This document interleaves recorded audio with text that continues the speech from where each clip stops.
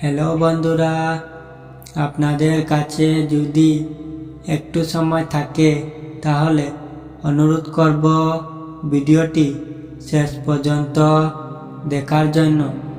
কারণ আমাদের জীবনকে কিভাবে সহজ সরল করা যায়। একবার এক পিতা ও পুত্র রাত্রিতে আহার গ্রহণের জন্য বসেছে।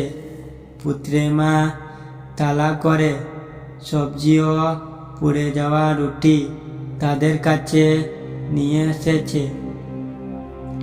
পুত্রের মা জানত যে রুটিগুলি ঝলসে গেছে, আগুনে আঁচ লেগেছে।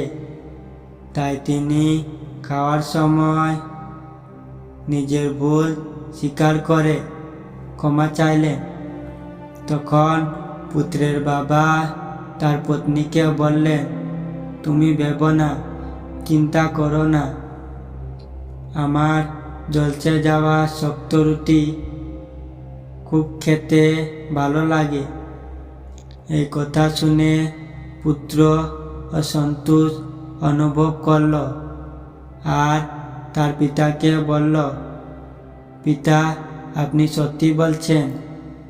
ঝলসানো রুটি আপনার খেতে ভালো লাগে? পিতা বলল, তোমার মা আজ সারাদিন কাজ করেছেন আর তিনি হয়তো আজ সত্যি অনেক ক্লান্ত। আর পুড়ে যাওয়া রুটি এমন কিছু না, কিন্তু মুখ থেকে বলা কঠিন শব্দ মানুষের মনে অনেক বড় আঘাতের সৃষ্টি করতে পারে। এই বলে পিতা তার পুত্রকে আরো বলল, পুত্র, আমাদের জীবন ভুল ত্রুটি দিয়ে ভরা। আমি এমন কোনো মানুষ দেখিনি যিনি একেবারে পরিপূর্ণ, যার মধ্যে কোনো দোষ বা ভুল নেই। আর আমি জীবন থেকে এটাই শিখেছি, একে অপরের ভুলগুলোকে স্বীকার করে নিতে হয়।